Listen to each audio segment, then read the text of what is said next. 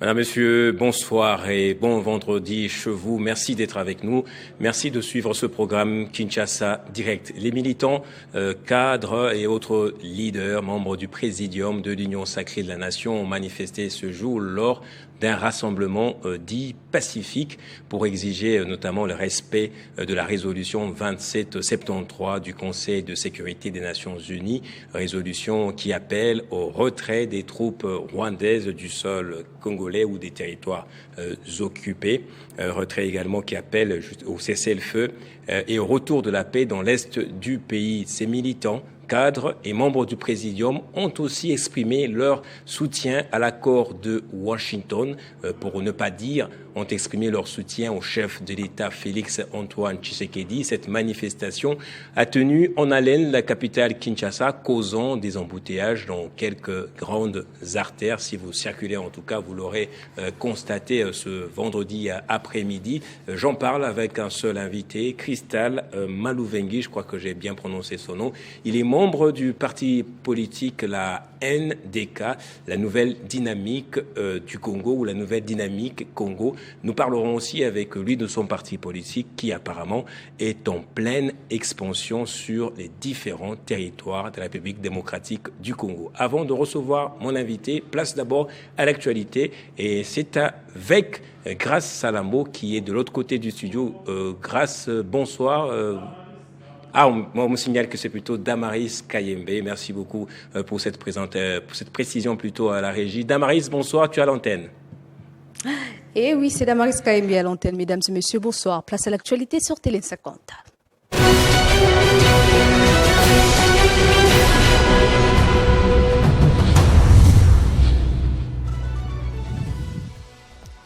À la une de l'actualité, la Cour constitutionnelle a déclaré ce vendredi 19 décembre recevable mais non fondée le requête introduite par Constant Mutomba en inconstitutionnalité contre l'arrêt avant dire droit qu'avait rendu la Cour de cassation, rejetant les exceptions qu'il avait soulevées lors de son procès poursuivi pour détournement de fonds destinés à la construction d'une prison à Kisangani. Constant Mutomba avait soulevé à travers ses avocats des exceptions dans lesquelles il contestait la légalité du vote du parlementaire ayant entraîné sa mise en accusation. Ces moyens de forme avaient été rejetés par la Cour. Le procès s'est soldé par une condamnation à 3 ans de servitude pénale. L'Union Sacrée pour la Nation, plateforme politique soutenant le président de la République, Félix Antoine Tshisekedi, a organisé ce vendredi à Kinshasa un rassemblement pacifique pour exiger notamment le respect strict de la résolution 2773. Cette résolution enjoint le Rwanda à se retirer du territoire congolais et à cesser tout soutien à ses supplétifs de l'AFC 123. Au-delà de nos frontières, dans un rapport publié vendredi, l'ONG Amnesty International dénonce des graves violations de droits de l'homme commises par les forces de sécurité tanzaniennes lors de la répression de manifestations post-électorales d'octobre-novembre dernier. Alors qu'aucun bilan exhaustif n'est disponible, Amnesty évoque de centaines de personnes auraient été tuées ou blessées à travers le pays. L'actualité vous revient à 19h avec Grace Salambo à la présentation. Entre-temps, Gaëtan Koubaboronzi poursuit avec Kinshasa Direct. Retrouvez toute l'actualité en continu sur www.tele50.cd. Merci beaucoup, Damaris Kayembe, pour le retour de l'antenne. On va rester ensemble pour recevoir notre seul et unique invité. Je rappelle son nom, Cristal Malouvengi, membre et cadre de la nouvelle dynamique Congo ou du Congo.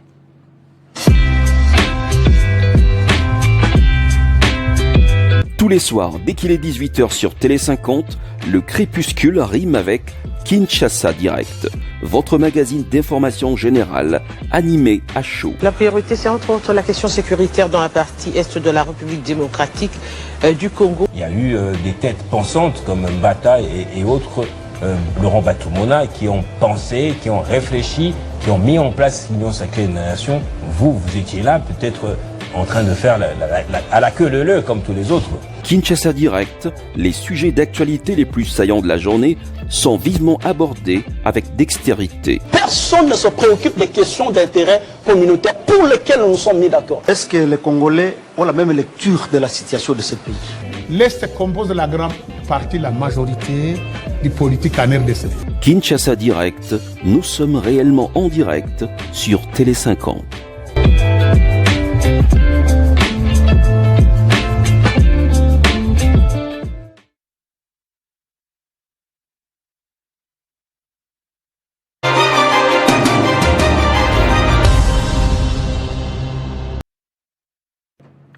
Voilà, on est en direct sur ce plateau de retour. Donc, vous suivez Kinshasa Direct, Christelle Malouvengi, notre principal invité, secrétaire exécutif adjoint du parti politique Nouvelle Dynamique du Congo. Il revient tout droit, directement de la manifestation de l'Union sacrée de la nation, cette manifestation au cours de laquelle les sociétaires, dirigeants des partis politiques, cadres et militants ont appelé au respect de la résolution 2773. Ça, ce sera la première thématique ou le premier sujet dont on va parler, lui et moi. Nous parlerons en second lieu, ça je tiens à préciser justement à la grande régie qui me suit, toujours avec lui, de la Nouvelle Dynamique du Congo, ce parti politique qui est en pleine expansion. Madame, Monsieur, bienvenue donc à vous. Bienvenue à vous également, Christelle Malouvengi, et merci de l'honneur que vous nous faites. Merci beaucoup. Alors, comment c'était cette marche? Je ne veux pas dire que, d'après certaines personnes, il n'y a pas eu grande mobilisation comme on espérait. Dites-nous d'abord ce que vous avez vu, ce que vous avez vécu. Merci beaucoup pour la parole, c'est Gaëtan Kouba. J'étais là. Voilà, merci beaucoup. J'étais là et j'ai vu vraiment une mobilisation qui était là. Vous avez vu ça de vos propres yeux? J'ai vu presque tous les partis étaient représentés. Presque. Je n'ai pas identifié, je ne connais pas beaucoup de partis. Le MLC était là? J'ai vu vraiment beaucoup de partis qui étaient là. Mais des grands partis aussi? De grands partis. En dehors de l'UDPS, quel autre grand parti était là? AFC, UNC, NDK et d'autres partis. Les partis des Bâtis du Québec étaient là? Oui, oui. Ok. Le parti était là, je l'ai vu. NDK aussi? Oui, oui. NDK était là. Moi, j'étais là. Alors, est-ce que l'objectif est atteint, justement, de la manifestation ce jour? Bon, pour moi, l'objectif est atteint parce que le message est passé. Oui. Le message est passé. Lequel? Il faut le préciser parce qu'il y a plein de gens qui sont encore coincés dans leur bureau, laissant passer le temps afin que les routes se désengorgent. Vous avez causé quelques embouteillages, oui. Oui, parce que la manifestation a pris fin presque à 14h30, aux environs de 14h30. Moi, quand je suis passé, bon, il n'y avait pas d'embouteillage. Pas du tout. Mais derrière moi, on m'a appris qu'il y a beaucoup d'embouteillages. C'est pas l'Union sacrée de la nation. Oui. Alors, j'ai lu ici Yves Bouya, peut-être il s'est trompé, il dit que la FDC n'était pas là. Non, j'ai vu les drapeaux. Les drapeaux. J'ai vu les drapeaux d'AFDC. Alors, il dit également que l'UNC n'était pas là. Non, l'UNC était là. Donc, Yves Bouya est en train de... Personne ne m'a appris ça. Moi, j'étais là. J'étais là, j'ai vu les drapeaux. Alors, qu'est-ce qu'on vous a dit à la fin de cette manifestation, de ce rassemblement pacifique? Quel mot d'ordre a été donné au terme? Non, le mot d'ordre, c'est qu'on puisse observer la résolution. Cette résolution doit être appliquée à la lettre par la communauté internationale. Parce que quand vous voyez ce qui se passe à l'Est, c'est inconcevable.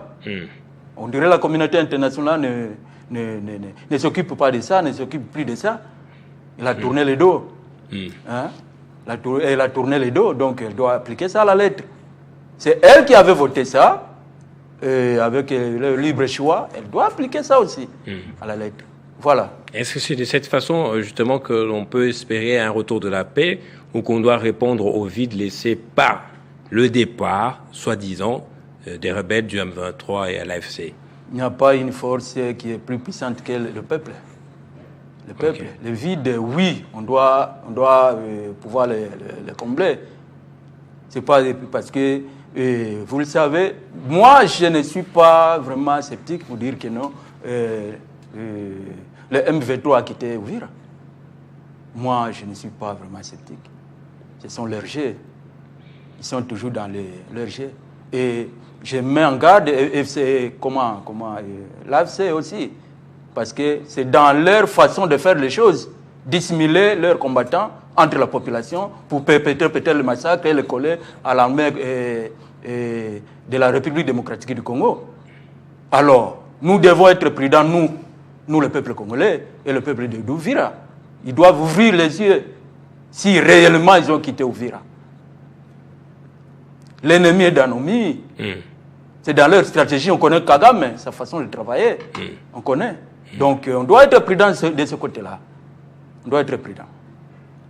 Voilà. Alors, que comprendre du retrait ou du départ des rebelles du M23 d'Uvira? Est-ce que ça veut dire que c'est seule la communauté internationale, les Américains, qui peuvent venir nous prêter main forte afin qu'on ait la paix, que les Congolais eux-mêmes sont incapables, impuissants?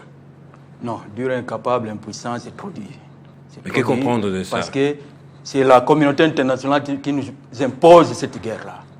À travers Kagame, on doit se le dire. On doit se le dire, sinon Kagame seul ne pouvait rien faire. Le Rwanda est petit comme ça. Ils ont combien d'hommes au Rwanda? Et nous en avons combien? Mais c'est la communauté internationale qui est en train d'armer le Rwanda. Entre autres, l'Israël, les Émirats, la France, l'Angleterre, les États-Unis aussi, on doit le dire, qu'on se le dise. Mais maintenant, comme si la communauté internationale a pris conscience qu'on doit finir avec la guerre là, merci beaucoup, mais ne coule pas. Alors, vous pouvez me regarder droit dans les yeux et me dire que c'était un rassemblement populaire aujourd'hui? Si. C'était pas un rassemblement des militants simplement activés c'était pour le besoin de la cause populaire, pas populaire. Des militants. Oui. C'est dans quel état Tout le monde était là, de l'AFC. Non, je parle juste des militants, mais je parle de la population. Indistinctement, de manière indifférenciée, peu importe, pas les gens ayant une coloration politique parce qu'ils ont été appelés à se mobiliser à coups d'argent, etc. Mais je parle d'un rassemblement populaire. Vraiment, je ne peux pas mentir. C'est vrai. Vraiment. Et nous étions là. Oui, la nouvelle dynamique du Congo. C'est la nouvelle dynamique Congo. Pas du Congo. Un des cas en cycle. Un des cas en cycle. Oui, oui. Alors, votre participation a consisté à quoi, justement? Oui. Notre participation consiste à l'appel que nous avons dit pour défendre notre pays dans ces domaines-là de la manifestation populaire. Parce que c'est une arme aussi pour dire à la communauté internationale, je viens de le dire d'abord, pour dire à la communauté internationale que non, ça suffit. On a perdu beaucoup de personnes dans la République démocratique du Congo. Donc on doit mettre fin à cette guerre-là. On doit mettre fin à cette guerre-là. Ça a trop duré, 30 ans, c'est beaucoup. C'est beaucoup. L'enfant est né sous 30 ans, il a grandi, il s'est marié aussi. Donc on doit mettre fin à cette guerre-là. Il est temps de mettre fin. Et il est temps que tout le monde puisse se mobiliser. Ce n'est pas seulement de l'AFC de l'Union sacrée. Hein? Mais toute la République démocratique du Congo, parce que c'est une affaire de la République démocratique du Congo. Vous avez vu quand il y a eu le massacre, l'attentat de Bataclan en France. C'est toute la France qui était mobilisée. Et nous, la guerre qui a duré 30 ans, on doit se mobiliser aussi. Alors, vous vous mobilisez alors qu'il y a une frange de la population, c'est-à-dire les opposants, qui, eux, estiment qu'il faut un dialogue plutôt. Il faut un dialogue en vue d'abord d'une cohésion sociale et nationale. Ne voyez-vous pas qu'en cherchant à mobiliser la population, vous fragmentez encore la nation? Dialoguer avec qui? Ceux qui ont touché les armes? Avec, disons, l'opposition non armée, l'opposition armée. Parce que Jean-Marc Kabound avait prévu de marcher également. Cette manifestation, je crois, a été annulée. Mais la vôtre a été autorisée. C'est apparemment une politique de 2 poids 2 mesures. Je peux dire que c'est le gouverneur qui a le monopole d'accepter ou de refuser une marche. C'est le gouverneur. Estimant que cette marche, vous avez vu comment ça avait commencé à Kanlouka. Ça avait commencé par des bagarres.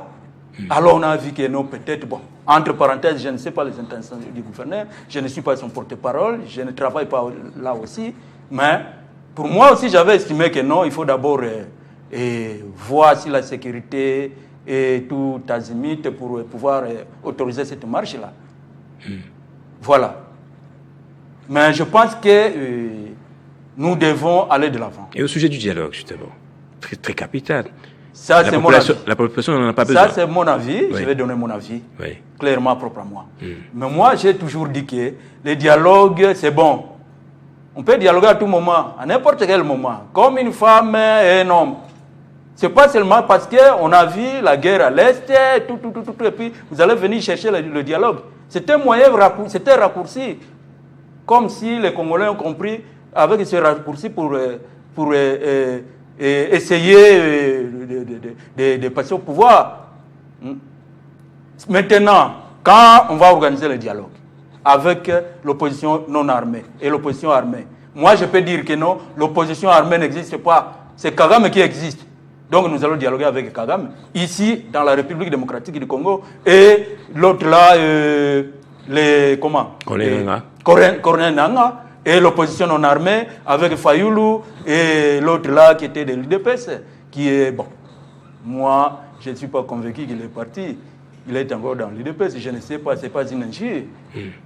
Donc, je ne pense pas qu'il faut dialoguer au même, à ce net moment. On doit d'abord stabiliser le pays, voir qui a fait quoi, chacun doit répondre de ses actes. Sinon, ça sera des tours à rôle, voilà. Hein? Ne voyez-vous pas que c'est une forme de détournement des processus, puisqu'on était sur deux fronts, on était à Washington pour un accord de paix, mais à Doha, justement, c'est pour que les leaders, les protagonistes se mettent ensemble pour un dialogue. Si Kinshasa se refuse, justement, s'obstine à ne pas convoquer ce dialogue, c'est un bâton dans le roue que vous mettez dans toutes ces négociations. On doit chercher les clauses qu'ils ont signées à Doha. Je ne connais absolument rien de ce qui se sont dit à Doha. Je ne connais rien. Mais sinon, moi je pense que le dialogue était amorcé avec l'AFC, l'opposition armée. Moi je peux dire l'opposition, je ne pense pas que c'est une opposition.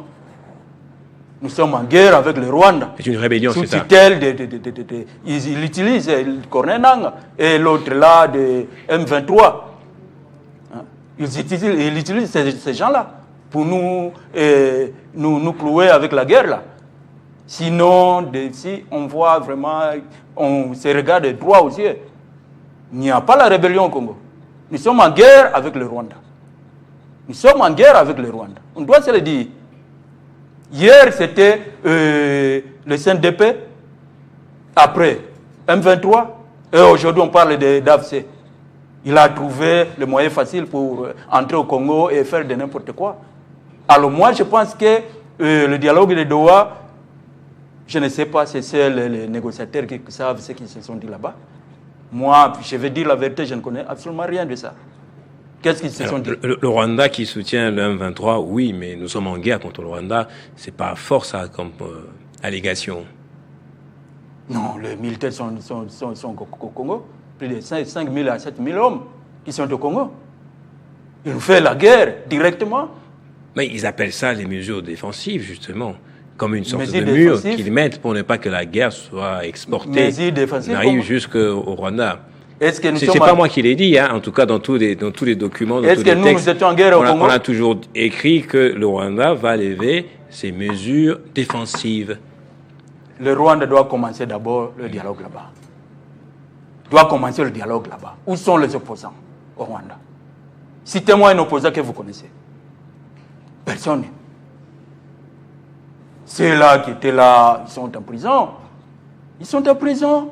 Pourquoi? Parce que Kagame est un dictateur. C'est un dictateur. Il nous fait la guerre directement. Il n'est pas en mesure défensive. Il n'est pas en mesure défensive. Il nous fait la guerre directement. On doit se le dire. Et les Congolais doivent comprendre ça. On ne doit pas dormir. On ne doit pas dormir aujourd'hui. Ils doivent comprendre ça, nous les Congolais, que nous sommes en guerre avec le Rwanda. Ce n'est pas avec l'AFC de Corneille Nangaa. L'AFC, c'est un moyen qu'il est en train de légitimer pour, surtout cette guerre-là, est faite pourquoi? Parce que nos ressources, le Rwanda vit de ça, de nos ressources, de matières premières. Et pourquoi c'est... Dites-moi, si c'est une guerre, si c'est une guerre, pourquoi la guerre a ressurgi juste après que Tshisekedi a été élu à la tête du pays. Et le M23 est né en quelle année? Donc, c'est en 2011, non? Justement. Ah, voilà. Des faits, quelques années plus tard ou une année plus tard. Mais c'est parce que y a eu mixage de militaires M23. Ce sont ceux qui ont estimé qu'ils doivent encore animer cette guerre-là. Cette guerre-là au Congo. C'est les militaires de l'AFC, de M23, qui étaient là depuis 2011. C'est parce qu'ils ont vu que le président Félix Tshisekedi, Fatou Béton, est un homme droit, est un homme honnête. Ils pensaient que Kabila pouvait revenir au pouvoir. C'est pourquoi ils ont fait la guerre là, à travers l'AFC et M23. Voilà. Bon. C'est pourquoi ce mouvement est né encore en 2018. Oui, justement. Le mouvement est né pas en 2018 comme tel, puisque en 2019, apparemment, 2020, quelques personnalités du M23 étaient à Kinshasa, ici, pas sur invitation du gouvernement, mais sur invitation de quelques personnalités aussi. Je ne peux pas confirmer ces allégations. Donc, il y a beaucoup à boire et à manger derrière cette résurgence, ou cette résurrection même, du M23. Alors, on va parler de votre parti politique, Nouvelle Dynamique Congo. Avant d'entrer en profondeur, je voudrais savoir quelle est la position officielle de la NDK par rapport à l'accord de Washington et justement aussi à la crise dans l'Est du pays. La position de la NDK, il y a un chargé de la communication qui pouvait répondre mieux à cette question. Ah, d'accord. Voilà. Alors, la NDK, c'est notre deuxième thématique. On dit que c'est un parti politique en pleine expansion. Le parti politique cher à Papi Matenzolo, qui est ancien président de l'Assemblée provinciale du Congo central. Alors, comment il se porte d'abord, l'ancien président de l'Assemblée provinciale? Très bien. Il était à Kinshasa ou toujours en province maintenant là? Il est au Congo central.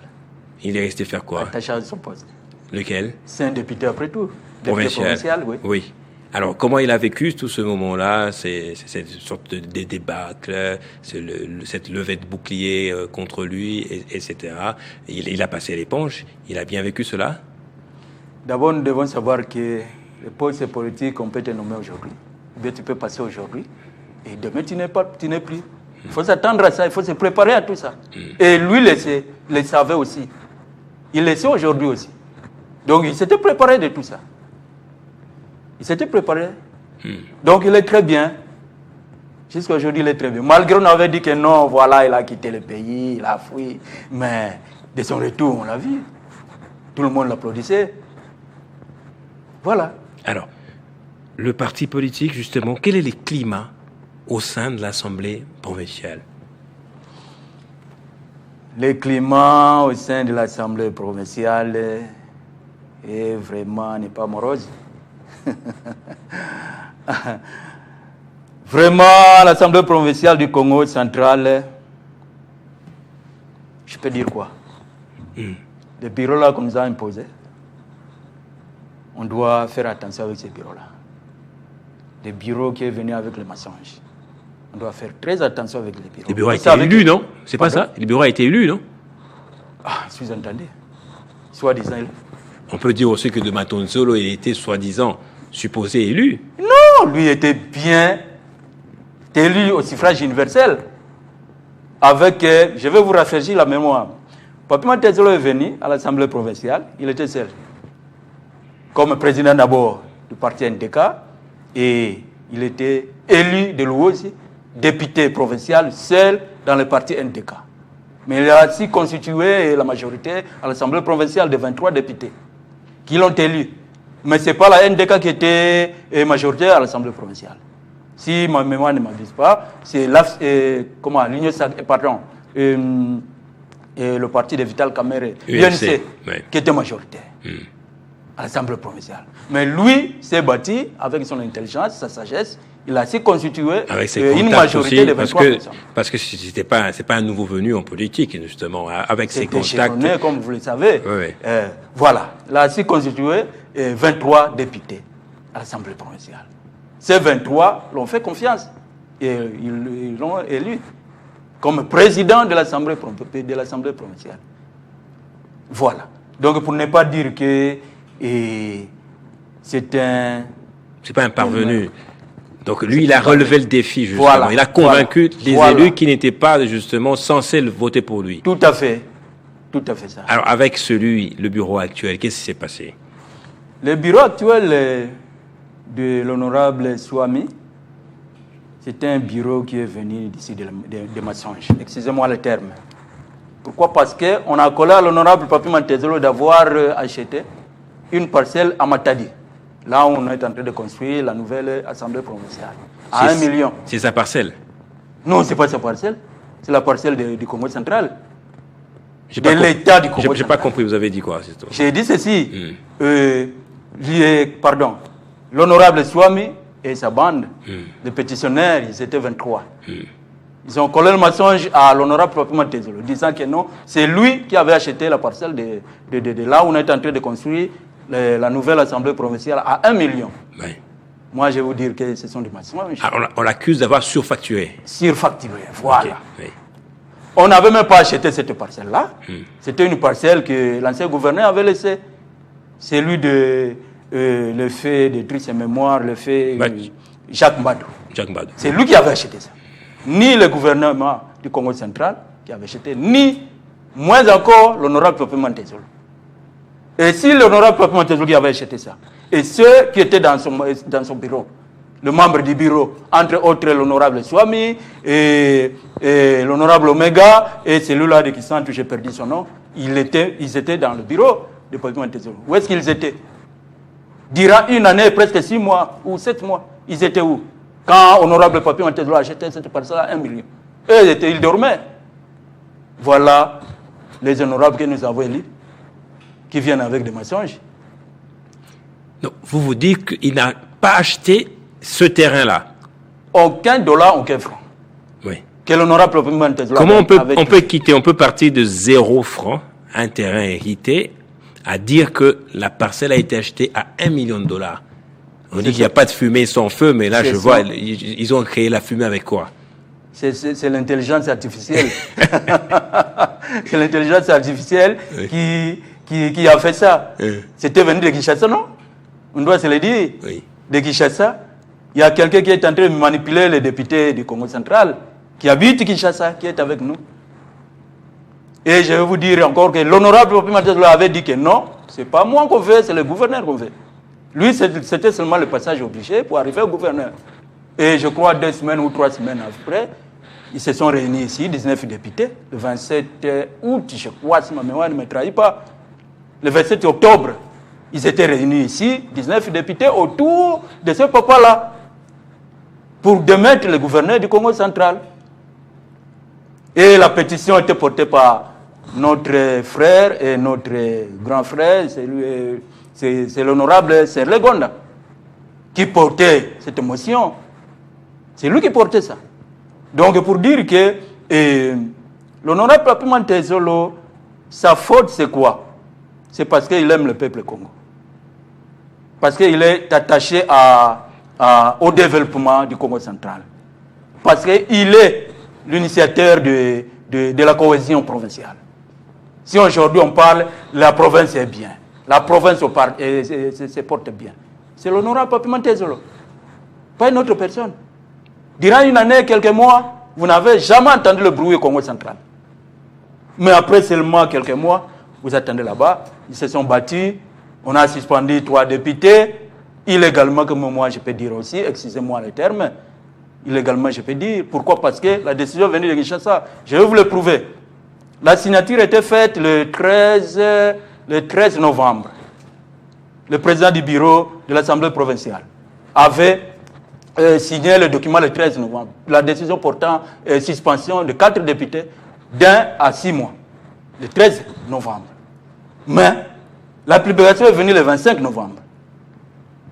Qu'est-ce que ça cache là-bas? Le timing là. C'est une forêt qui cache beaucoup de choses. Parce que moi, j'estime que Kinshasa n'avait pas encore décidé. C'est pourquoi ils attendaient la réponse de Kinshasa. La décision vient toujours de Kinshasa. Voilà, c'est pourquoi nous disons que le bas Congo, c'est au bas Congo.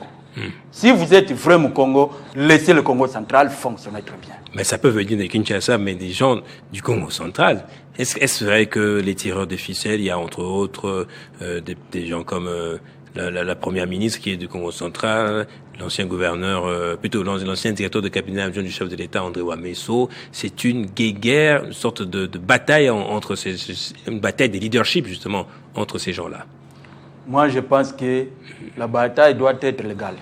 Mais si ça devient illégal contre le peuple congolais, ça devient une autre chose. Ça devient une autre chose. Parce que le Congo central, c'est une terre de paix. Ce n'est pas une terre qu'on vient jeter les ordures pour se batailler, pour montrer les muscles ou comment. Non. Montrer les muscles au peuple Congo qui souffre aujourd'hui. Mais aujourd'hui, ils veulent contrôler la richesse du Congo central. C'est pourquoi ils se battent là-bas. Mais Papi Mantezolo, c'est un pacifiste. Lui ne se bat pas. Le peuple le connaît d'ailleurs. Il le connaît d'ailleurs. Donc, tout ce qui se passe au Congo central, déséquilibrer la province. Et vous avez entendu, dernièrement, on a rejeté le budget. Le projet de budget 2026, on a rejeté ça. Pourquoi? Pourquoi? C'est tout ça pour freiner la province. Pour faire porter le chapeau, justement, pour rendre difficile la gestion à Grace Bilolo. Oui, tout à fait. Tout à fait ça. Heureusement que le législateur était prudent avec la loi publique des finances publiques de 2011, le 13 juillet, qui a su prendre des dispositions à propos de cela, que le gouverneur, si on rejetait son budget, il pouvait directement promulguer ça en réunissant son cabinet ou en réunissant son gouvernement. Ah, le dernier mot revient donc au gouverneur. Au gouverneur. En cas de rejet à l'Assemblée provinciale. Le dernier mot revient au gouverneur. Et c'est ça qu'il a fait. Il a promulgué ce budget le mardi. Le mardi, si ma mémoire est bonne. C'était le mardi. Et ça entre en vigueur le 1er janvier.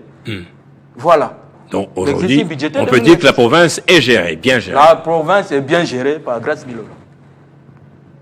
Un aller détail de l'honorable Papi Mantezolo. La province est calme à cette époque-là. Mais les agitateurs sont venus pour agiter la province. Tout ça seulement pour mettre la main à la richesse du Congo central. Parce qu'ils ont peur de l'honorable Papi Mantezolo. Mais justement, c'est ce qu'on a reproché à Papi Mantezolo, c'est ce copinage-là avec le gouvernorat. Ils ne sont pas censés, justement, toujours travailler de concert. Vous êtes appelés à les contrôler comme une vraie assemblée provinciale. Le péché de n'avoir pas interpellé le gouvernement Grace Bilolo à l'Assemblée provinciale. Mais je vais vous poser la question. Madame Fifi Matsuka, je pense que j'ai prononcé bien le nom, depuis 2018, on l'avait interpellé combien de fois? Si on remonte un peu la pente, notre maman Dona, madame la première ministre, maman Judith Souminois, que j'ai salué en passant, on l'avait interpellé combien de fois? C'est pour dire que ce sont des faux fouillants. Ce n'est pas là où il y a le problème. Le problème réside ailleurs. C'est parce que c'était un passage obligé pour atteindre le gouverneur. C'est ça leur besogne. Pour atteindre le gouverneur. C'est pour cela qu'ils ont commencé par l'honorable Papi Mantezolo, qui était un élément à battre. Comme ils ont réussi. Et heureusement que le gouverneur a survécu parce que le président de la République a tapé le poing sur la table pour dire que plus question de pétition et d'émotion. Parce qu'il a compris que nous, c'est des aventures, excusez-moi le terme, si je peux dire ainsi. C'était des aventures. Ça a commencé au Congo central et maintenant c'était à Tanganyika, si ma mémoire ne me trahit pas, et dans d'autres provinces. De justesse, donc on a sauvé Grace Bilolo, c'est ça? Ah, ce que vous voulez dire. Voilà. Alors. Parce que c'est un beau gestionnaire après tout. Non, parce qu'il est sauvé. Il n'a pas encore péché. Parce qu'il est sauvé in extremis par Kinshasa. Pour justifier de sa bonne gestion, il doit être confronté au contrôle de l'Assemblée provinciale. Justement, il faut. Mais si vous n'avez pas contrôlé, qu'est-ce que vous avez contrôlé? Impossible que vous n'ayez pas contrôlé. Il faut accepter cet exercice-là. C'est quand même intéressant. Mais le ministre de se faire critiquer. Le contrôle ne veut pas dire qu'on va vous démettre. Bien entendu. Oui, le contrôle, c'est juste du... Je n'ai pas dit ça aussi. Faire entrechoquer les idées. Oui, mais le ministre défilait déjà, entre autres, le ministre des Finances était à l'Assemblée provinciale du Congo central. Convoqué et le bureau de Matenzolo a fait. Oui, ils étaient là, ils défilaient là-bas. Mais le député attendait le gouverneur Et la question que je vais leur poser, qui avait amené une motion ou bien une motion d'interpellation pour dire que nous avons besoin du gouverneur et l'honorable Papi Matezolo avait refusé? Le membre du bureau, de l'ancien bureau, et même la majorité ou bien l'opposition, que je peux dire, l'opposition au sein de l'Assemblée provinciale du Congo central. Qui avait pris l'initiative de porter une motion d'information ou bien une motion d'interpellation devant le bureau Matezolo. Et le Papi Matezolo avait refusé. Qui? C'est regrettable. Cette politique que nous amenons aujourd'hui, c'est pas bon. C'est pas bon. C'est pas cette politique que nous allons léguer à nos enfants. C'est pas cette politique que nous allons léguer à eux. Heureusement que le peuple du Congo central, les élus du Congo central, nous regardent. Nous regardent. Et le regardent aussi. En 2028, il y aura des sanctions. Alors, 2 ou 3 dernières questions avant de boucler cet échange avec vous. Vous avez dit que le climat est morose, assez timide au sein de l'Assemblée provinciale. Ça veut dire que qu'est-ce que ce bureau ne fait pas de bien? Ce bureau doit se contenter à travailler pour le peuple. Doit se contenter à travailler pour le peuple. Et non pas mettre des pots de bananes au gouverneur pour qu'il puisse trébucher. Voilà, ils sont venus avec le dialogue institutionnel. Mais ça, c'est un jeu de chat et de souris. On a tendu la piège pour que la souris plutôt puisse trébucher, pour que les chats puissent bondir sur lui. Voilà. Et je vous confirme que si ce n'était pas le président de la République qui avait interdit la motion, je ne sais pas si le gouverneur Grace Bilolo allait être là. Mais merci beaucoup. Parce que le président de la République avait compris que non. Là-bas au Congo central, il faut que Grace Bilolo puisse être là pour me représenter valablement. Il a fait ça pour toutes les provinces. Pour toutes évidemment. Les provinces, Alors, la NDK, en tant que parti politique, c'est un parti politique des tribus de province. Je sais qu'on vous pose souvent cette question, mais quand vous m'avez parlé, vous m'avez dit qu'on parlera également de l'implantation du parti. Qu'est-ce que vous sous-entendez par ça? Bon, la NDK, ce n'est pas un parti de tribus, c'est un parti de province. Nous sommes implantés partout, presque dans toute la République démocratique du Congo, et on continue à l'implanter. Nous sommes à Kinshasa, nous sommes au Congo central, nous sommes à Lualaba, au Grand Katanga, nous sommes au Katanga aussi, nous sommes là, et nous continuons à progresser. Le Grand Bandundu, Tanganyika, province orientale, les grandes provinces... Quand vous dites NDK, nouvelle dynamique Congo avec K, en faisant référence justement au Royaume Congo, qui est aujourd'hui très bien représenté par la province du Congo central, ça dénote vraiment d'une tribu ou d'un provincialisme.